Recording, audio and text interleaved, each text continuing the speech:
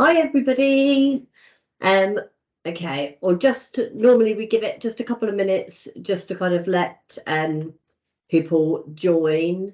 So we'll probably start about 2 or 3 minutes past. I'm not expecting as many people today because for some reason people don't find direct mail exciting. But hopefully I'll change that for a few people today as well. Okay, numbers are going up now. So we'll just give it till about 2 past. I'm just going to say in advance that if you do hear snoring today at any point, it isn't me, it's my dog, which I pat round, is asleep on the sofa next to me or in the office. So apologies if you do hear him throughout, but we'll start shortly.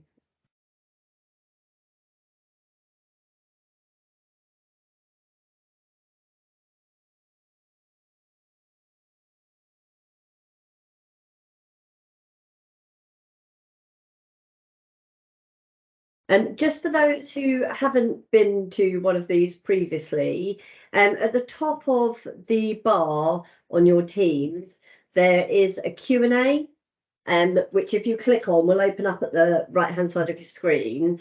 And this is somewhere you can kind of pinboard questions throughout, either there or the chat. I will check both at the end of the meeting and hopefully answer any questions that people have around direct mail or anything else sort of marketing related.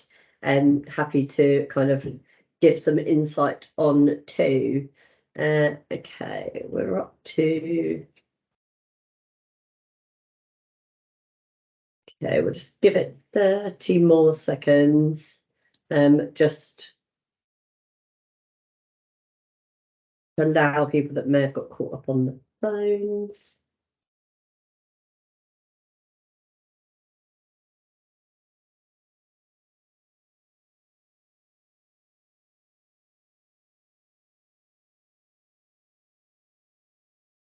And the dog, being as fickle as he is, has now heard people getting their lunches together, so is standing at the door.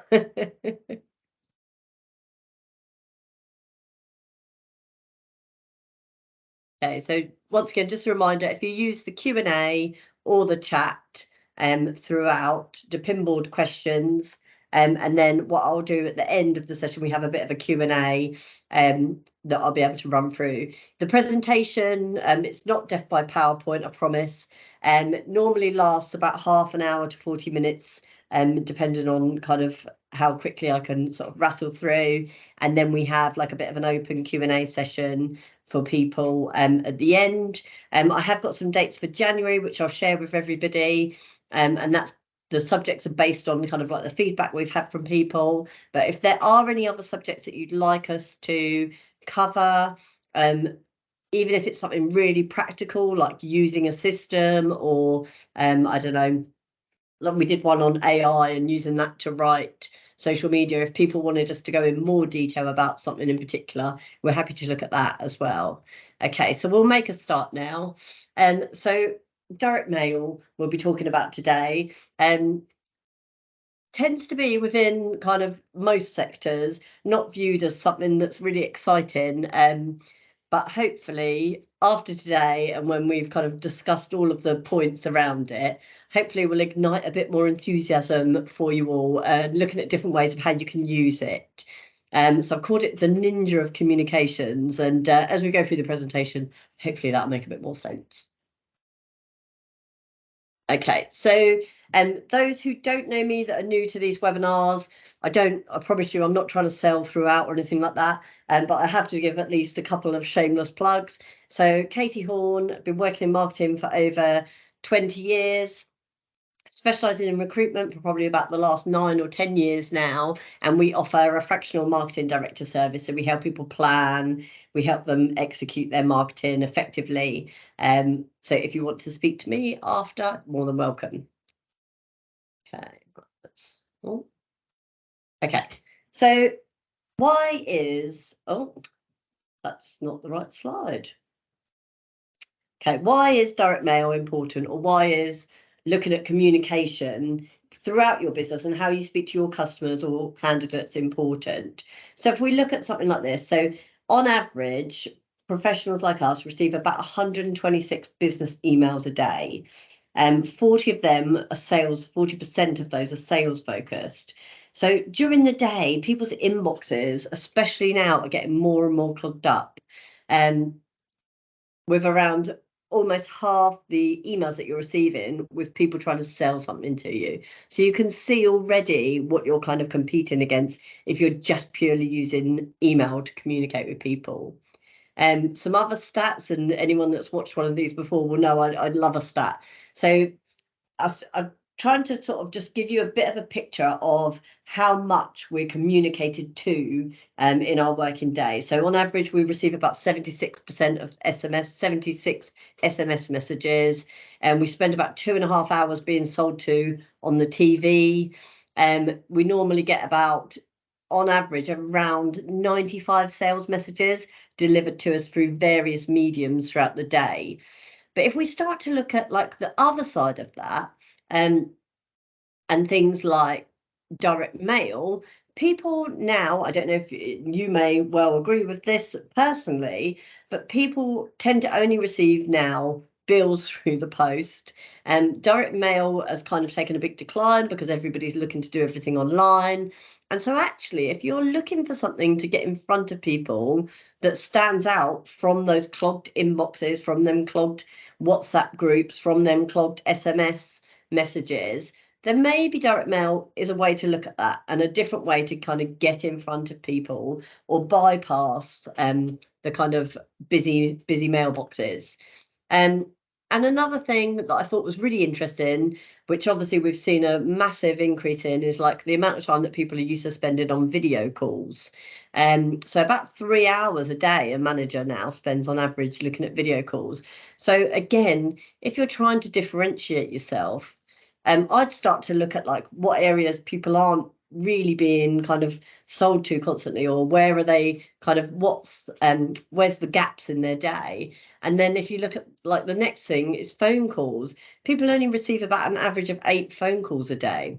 So if everybody else is putting all of their comms through SMS and emails, these are just quite good ways that perhaps you can stand up from the crowd a little bit, which, as you know, as salespeople is key to kind of getting in front of somebody to be able to do that sales pitch, or to be able to kind of build that relationship before.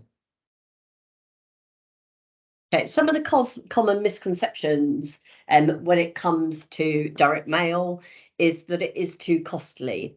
And, you know, people are thinking, and we're going to talk about this in a bit more detail a bit later on when we discuss budgets, but people have a misconception that direct mail has to be really expensive. Some of the best campaigns I've seen have been postcards. So it really doesn't have to be. It's about knowing your audience and knowing what message and what creative to deliver to them. Another one is that nobody opens direct mail anymore. Actually, that's complete rubbish. Around 90% of people will open a direct mail piece delivered to them within 3 days. Because of the quiet nature of direct mail, that people aren't being bombarded. It's not like those emails that go into your junk box. It might sit on someone's desk for a couple of days, but they're more likely to open it. And the response rates on direct mail are considerably higher as well. This all is kind of caveated with knowing your audience, and the bits we'll cover later on. But there's an average response rate of about 4 to 5%. And if you compare that to email, where it's like 0.1% in terms of response rates. And another really a thing that people misconstrive about direct mail is that it doesn't work for millennials. You know, people expect millennials to want everything digitally and not be interested in things like direct mail, but actually there's a lot of research into the fact that they really enjoy tangible experiences, which is what a direct mail piece is. So it's something physical in their hands that they can read over at their leisure, and you know, and it again, it's like creating that standout from what they're used to or how they're usually communicated with. Wait for this to catch up with me. Okay. So things that you need to consider when you're looking at this direct mail piece. I've tried to list them out for you here. So the first thing is your target audience, and this is something I talk about a lot on I feel like every single webinar that I do about marketing, but understanding your audience is key. So it comes down to really kind of building those customer avatars, understanding their needs, their wants, their issues and challenges, so to help you build up that kind of picture of who you're speaking to and what will kind of attract them. And so identifying who your audience is going to be is critical to kind of what route you go down in terms of direct mail. And then it also allows you to boost the content or tailor the content around them specifically. So we're not talking about producing like a leaflet that you do a door drop to 10,000 people and sending that out via post instead. This is about creating personalized content for those people that will resonate with them. So it goes back to that thing of understanding your customers, understanding their needs and wants and their challenges, and then being able to address them for them, or capture their imagination. And you can use your CRM, and again, something that I talk about quite a bit, but is using tags.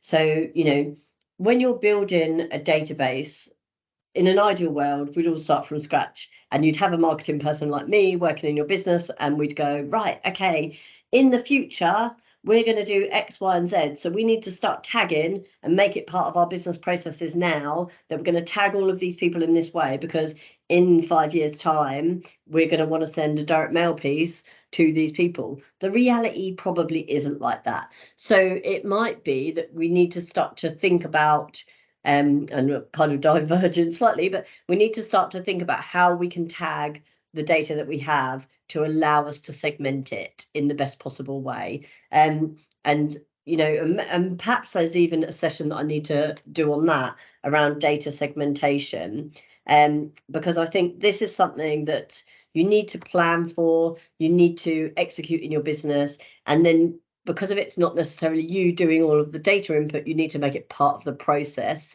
for everybody moving forward as well.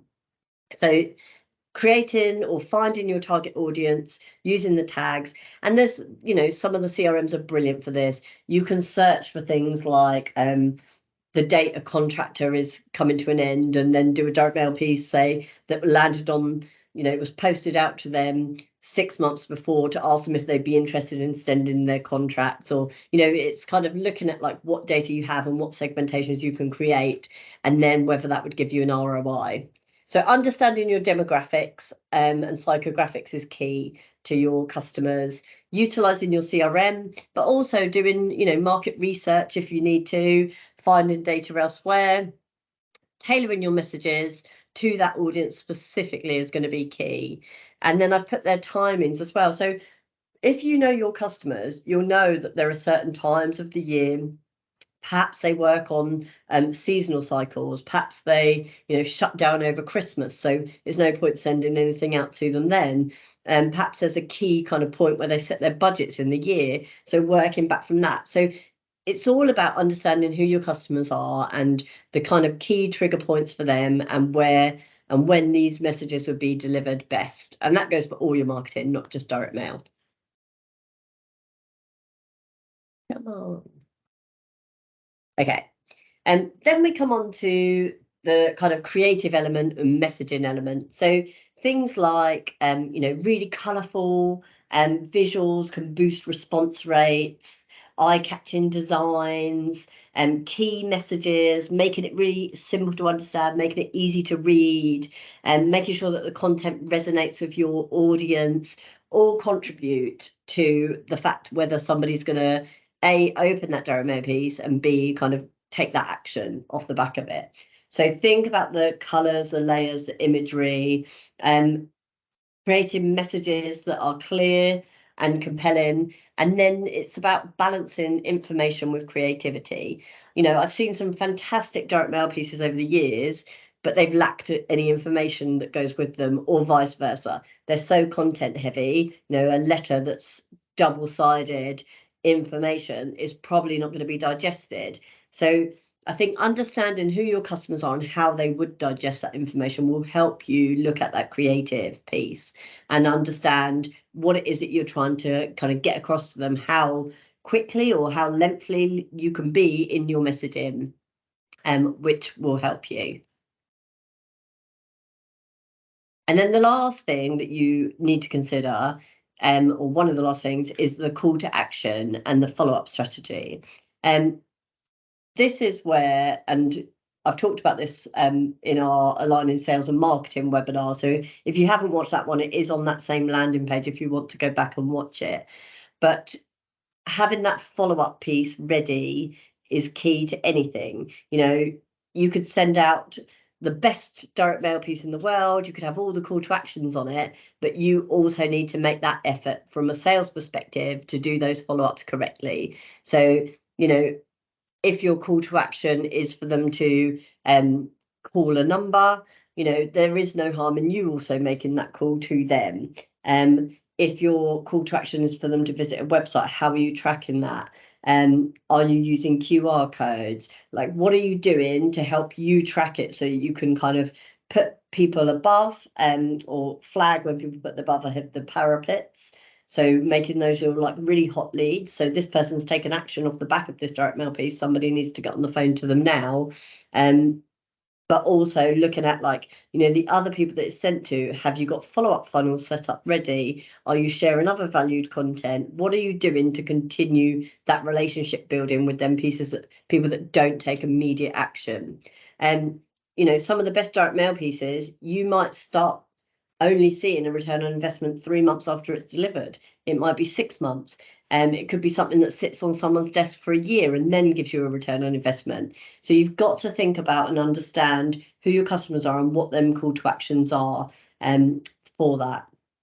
So a great way to do that is things like integrating, say, like the online, like we talked about QR codes, but landing pages. So having specific landing pages that people go to. So again, if you're using the right systems, you'd be able to track the IP. So you would know that it's a particular customer that's visited off that. If you haven't got things like Force24 that would track that, then you can look at other ways of doing it. Is it like generating a specific QR code per customer? There is direct mail systems out there that will allow you to do that. So you'd then be able to tell who scanned that code.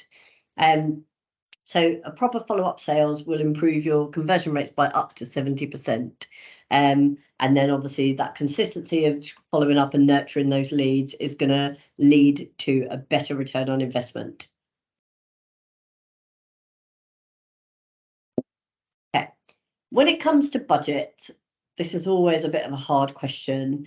So there is like an actual calculation where you can look at like the average purchase value per customer, the expected conversion rates, then you look at the customer lifetime, and I will share these slides for anybody that wants them.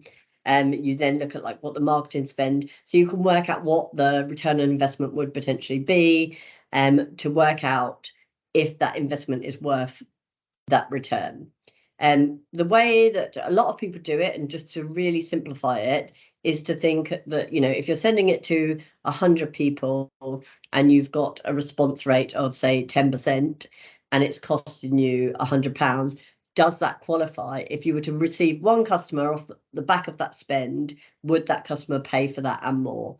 It's a really simple way to kind of look at that. And 9 times out of 10, it will give you that return on investment. Again, that goes down to objectives though. So some direct mail pieces might not necessarily be to bring in new business. They might be to secure repeat business, or they may be to enhance the relationship. So for instance, like automated birthday cards that get sent out wouldn't necessarily give you a direct return on investment after sending that, but it will build that relationship, which will then hopefully lead to renewed contracts, to referrals further down the line. Enhancing that relationship can be an objective from a direct mail piece too. If I'm going too fast in any of this, then you can raise your hand, like a little react thing, I think, at the top.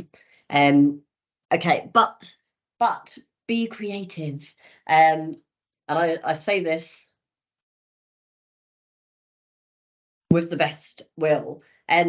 So you know your customers, you know what kind of things will appeal to them, you know what kind of messages that would resonate with them, you know kind of the best medium to deliver it, say.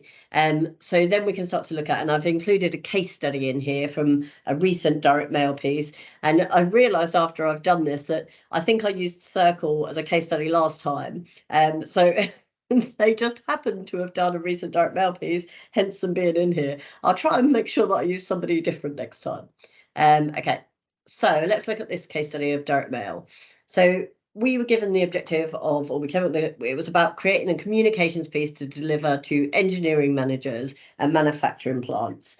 And the idea was that we wanted to identify people that kind of scanned the code, or that we wanted to be able to track when people had opened it. So we came up with the idea of using these codes so we could see when they'd scanned. And this was a mailer that had been used previously, not by us, it was by somebody who works with their business. And they asked us to kind of reinvent it, which is the best way in marketing. It's not about reinventing the wheel, but it's kind of utilizing things that have been done, that you've seen that have worked, not even in the same industry, but then making it fit your industry and making it better. So we did a lumpy mail, which is the term used for when you send something of size through the post, so people get it and they're intrigued by it. So these direct mail pieces went to engineering managers. They were delivered in a box. In the box, it had the mug within it. Inside the mug had a business card, and it had a letter in there introducing their new engineering department or new brand. And on the mug, it said, "The only mug we'll ever send you." And then on the back of the mug, it had "Scan here to book your engineers." I'm not going to share any figures on that, but I will talk about the results. So this was really a good example of direct mail being used creatively. We spent a lot of time working on the database of people that this was sent to, and I think that's something to stress is, you know, we really invested the time up front in building that customer avatar, understanding them, building that database correctly to make sure that it would provide us the best return on investment possible. This isn't about kind of throwing leaflets into the wind. This is a specific kind of investment made in them people, because we'd identified and looked at the potential return on investment, and it was a substantial investment made, but the return was worth it. Okay, so in terms of results off the back of this, it was actually, and this is still coming in, so it was about a 400% return on investment off the back of that direct mail piece in terms of contractor roles secured for a period of time. And they actually then received word of mouth referrals off the back of this, because it was a sustainable piece of collateral that was delivered. It hung around. We actually had, or the client actually had, calls in from people that weren't on the mailing list, that were in, say, a different department, and their manager had given them that mug and said, "Speak to these guys, we need XYZ contractors." And so they actually made its way through and infiltrated further than the people that it was originally sent to. So it created that word of mouth. And we built funnels around, continual funnels around the people that it was sent to as well. So we were able to track when people had opened it. We were able to continually market to them and build that relationship further. And then it created industry noise. So people shared it on socials. You know, some of the business that they got actually was where somebody had scanned the code to see what it would do, and it went straight through to a mobile number, and they had a conversation and it led to business. So, you know, it's just identifying the type of people that you're sending it to and thinking about what would resonate with them, coming up with some creative ideas of what would kind of hit the target, what's going to stay around, what kind of things would people show if it's that kind of word of mouth environment. Then that's a really good example of one. And I've just kind of mentioned this, but you don't have to reinvent the wheel to make a splash. So, you know, do your research around, you know, fun pieces of direct mail or direct mail pieces that have worked. Look at other industries, what they're doing. Look at even people within your industry, what are they doing? What are your customers doing? Do they use direct mail? Do they send it out? And I wanted to just give you like a few ideas of things. This is one of my funnest pastimes, is coming up with quirky ideas for direct mail pieces. So things like a Valentine's mailer. So it goes back to that thinking about like times of the year or seasons or whatever it is. You know, if you worked in the food industry that started planning production for Christmas in July time, then could you send them a Christmas card in July to be like, you know, it's already Christmas where you are, let's help you. You know, it's coming up with ideas like that. Valentine's mailers are always a good one. We did one ourselves, and this is a case study of me. We did one where we sent out a Valentine's card which had a scratch card inside, and it said on the front of the card, "Are you wearing your lucky pants?" We then hand wrote the envelopes and put a stamp on it. It was a red envelope. It landed on people's desks on Valentine's Day, and I would say that we probably got through to about 80 to 90% of the people on that targeted mailing list that we invested time in building. And because people were intrigued about it, we had like follow-up emails that were all based around like, did you get lucky on Valentine's because it had the scratch card in it? And we had phone calls where we were talking to like the receptionist, and she's like, everybody knew about this. We all wondered who the Valentine's was from. And I was ringing up people, and the team were ringing people. Oh, it's you know, we sent them a Valentine's card. We just wanted to make sure they received it. And it was almost like everybody in the office had been talking about it, who created a bit of a buzz. So it's kind of thinking a little bit along them lines of like, what else could you be doing to kind of create some standout? So, you know, even things like Christmas cards, birthday cards, they just create that good relationship feeling and can continue to build the relationship for you guys. Depending on what sectors you work in, letters, you know, if these are going to really sort of senior formal board members, would a letter be appropriate? What kind of stuff would you want to put in the letter? What's the call to action? You know, is it that you need to be putting a mix of modern and traditional? So is it a letter, but it comes with a QR code, and that QR code goes through to book a consultation with you, or it goes through to a mobile, or, you know, whatever it is that you can do. There's a great system called Stamp, STAMMP, and I'll put it in the chat as well.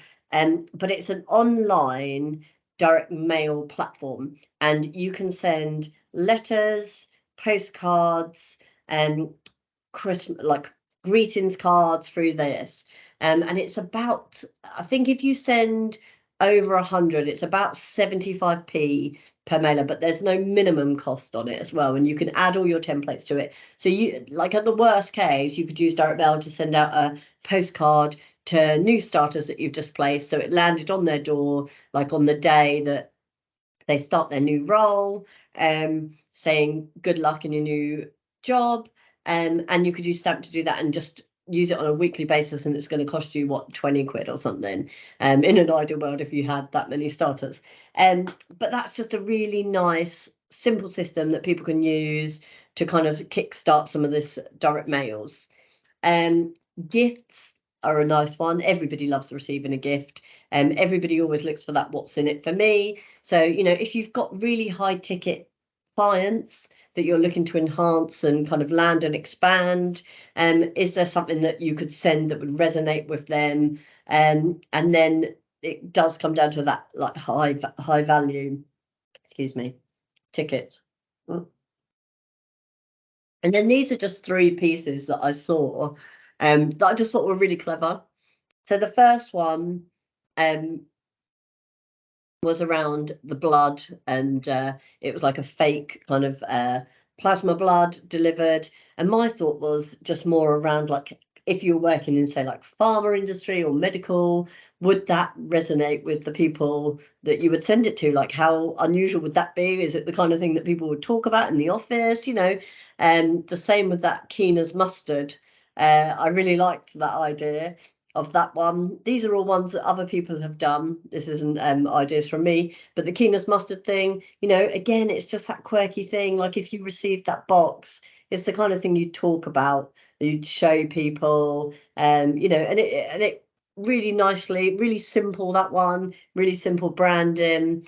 And then that get rid of your roots.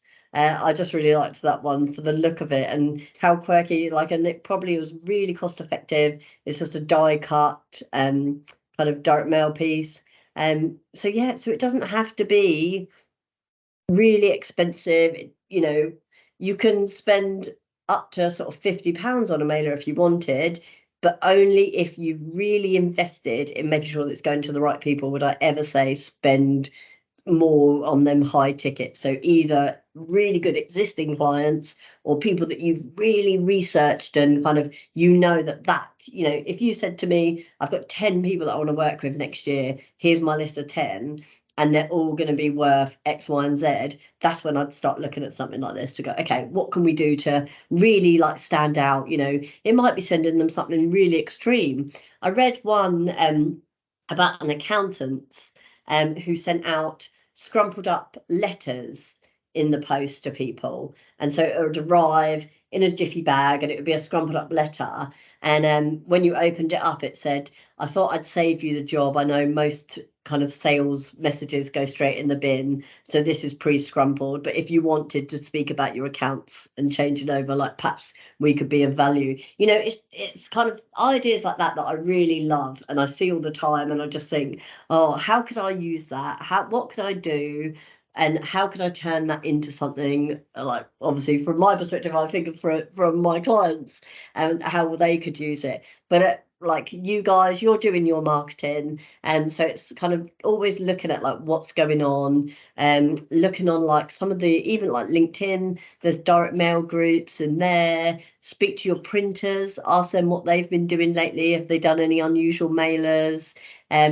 You're all in groups like the RDLC group.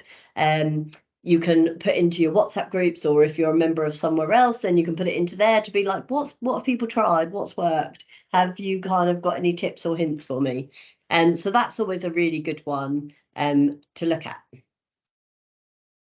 Okay, so in terms of my words of wisdom out the back of this, definitely about building that customer avatar. So understanding who your customers are, what will resonate with them, what's going to attract them, what kind of things would appeal to them, what ideas, understanding like their seasons, understanding their key dates and triggers throughout the year, and then that will give you a good grounding for understanding like what you could do in terms of direct mail.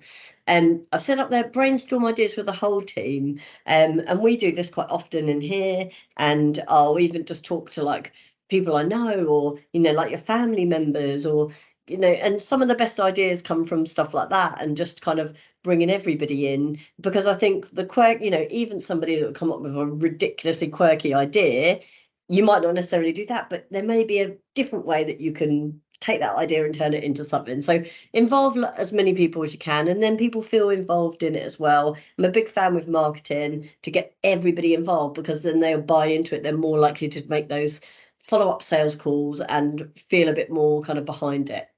And be realistic about budgets. So, you know, whilst I understand there's a need to kind of save money, and you know, we're being asked, oh, could we do this in a cheaper way, or could we look at it in a different way? And don't scrimp, because actually if you've really invested in that database, you know that the people it's going to are worth that investment, then it should be a safe investment. So don't scrimp, and be as creative as possible. Be clear on the call to action. So like with any marketing, make sure that you have thought about what your objectives are behind the campaign, what you want to achieve out of it, how they're going to contact them, how are you going to measure it, what are you going to do to track it. Think about all of these things, and you need to integrate that into that direct mail piece so that you are confident, you know, out the back of that, then you can measure your return on investment. And if it is just about relationship building, your KPI or your measurement may just be that they've had it delivered. So it could just be that somebody gave them a phone call after to make sure they delivered it. It's starting that conversation. So again, it's just about helping the sales team to open those conversations. Be sure you have a follow-up plan for your investment. So what happens after the direct mail piece? Who's making the phone call? What emails do they get after? Are they put into a Sourcewell funnel? Are they on an Elay system funnel? You know, are they on your Force 24 funnels? Like, what are you doing to follow up? How often are you communicating after that? You don't want to do a direct mail piece and invest all that time and money into kind of sending something amazing and then never following it up or never sending anything else. You know, you've got to think about these. Marketing will only work or will work best when it's multi-channel. So, you know, if you've sent out a direct mail piece, are you asking people to take a photo of it and tag themselves and tag you in the photo on their LinkedIn's to win something, or to just, you know, just to get some kind of recognition? Are you tagging them in a post that you've put out with a picture of the direct mail piece? Did you receive it? Da, da, da. You know, think of all the different ways that you can bring in different social elements. An email, a phone call, SMS. You know, think of all of the different platforms that you could be using to support this, because it is an investment and you want to make sure you get that return on investment. And then look at ways, oh, I've already just covered this, but looking at ways to integrate your overall marketing. So looking at that multi-touch points on that. Okay, just in terms of, and I'll come back to this slide, let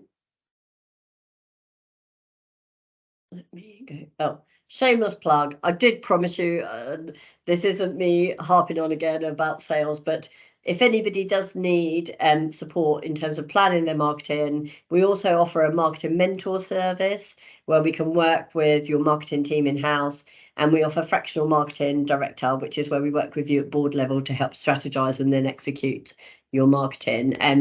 I'll send these rounds afterwards, and there is a link to book a free consultation in there if people would like. Does anybody have any questions?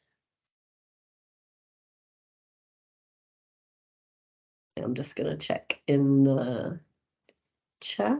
No.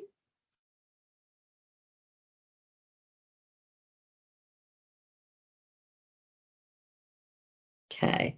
There's no questions, so I must have answered all of your questions on direct mail. I'll leave that on just while I go back to the other slide. Okay, dates for your diary. If anybody does have any questions related to this, if they don't want to put them in the group, obviously you can, I think you can still chat through this after, so you can put it in there, or of course you can direct message me any questions in relation to direct mail. If someone's thinking about doing a direct mail piece and they want a bit of a critique of it, or they want some feedback, again, give me a shout. I'm more than happy to lend a hand. Dates for your diary. So this is our last webinar this side of Christmas, and then we get to all have some festive time off, which will be lovely. But coming back in January, we're coming back strong. So the first one that we're doing on the 9th of January is going to be all around like building customer avatars. So it'll be a step-by-step guide in what you need to build that customer avatar, how to build it, research tips and ideas, and kind of ways to build it so that you can build that amazing customer avatar that I talk about every webinar. That's golden kind of egg. And then following on from that, we're going to be doing one around quick win funnels and automations. Now, funnels and automations was like a topic that everybody had said that they'd like to have more on, and it's such a massive topic. So I thought I'll start with quick win funnels and things that I could think you could introduce quite quickly into your business that would have an impact, and then we'll kind of go on from that. And I will send a survey out after this webinar as well, and in there is a bit for you guys to put any other suggestions of topics that you'd like to see or hear from us, and then we can add those to the list as well for next year. Okay, so I'm guessing that is it. There's no other questions that have come through. So I'll stop sharing my screen. And I will say thank you to everybody who's attended. As I said, you've all got my contact details. You would have all got an email from me. So if there's any questions or anything else and that you need any support on, then please do get in touch. Otherwise, thanks all for coming, and I will see you at the next one in the new year. Have a great Christmas and New Year. Take care, guys.